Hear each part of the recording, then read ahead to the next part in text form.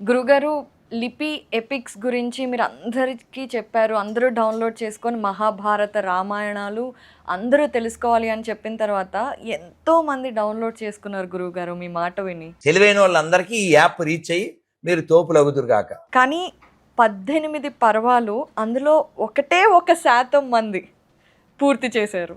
అంటే దీనిలో మనకి కమిట్మెంట్ లోపం అంటారా, లేదంటే టైం లేదంటారా మన వాళ్ళకి? నువ్వే సమాధానం చెప్పావు కదా, కమిట్మెంట్ లోపం అని. అంటే విషయం టైం కాదు, శ్రద్ధయా లభతే జ్ఞానం. తల్లిదండ్రులు పిల్లలకి ఏది ఆవశ్యకమో చెప్పాలి, ఆ విషయంలో మనం చాలా వెనకబడి ఉన్నాం. ధర్మం విషయంలో, ధర్మాన్ని బోధించే విషయంలో, నేర్పించే విషయంలో తల్లిదండ్రులే ప్రధాన పాత్ర. వాళ్ళు పిల్లలు ధర్మపరులుగా పెరగాలి, జ్ఞానం పొందాలి, మోక్షం పొందాలి, అటువంటి ఆలోచన తల్లిదండ్రులకు లేనప్పుడు పిల్లల దోషమేం లేదు కదా. పిల్లలు చెడ్డవాళ్ళు కానే కాదు, కానీ అమ్మా నాన్నకే తెలియకపోవడం అనేది మన దురదృష్టం.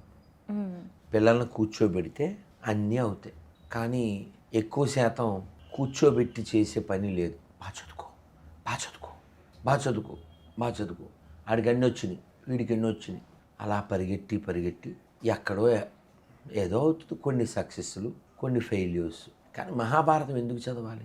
ఏది హస్తే నహస్తే అంటుంది. ఇందులో ఏదైతే ఉందో అదే ప్రపంచంలో ఉంది, ఏది ప్రపంచంలో ఉందో అదే ఇందులో ఉంది. అది మహాభారతం. మహాభారతం సర్వసమ్మేళనం. అవును గురువుగారు, అన్నీ ఉన్నాయి, లేనిది లేదు.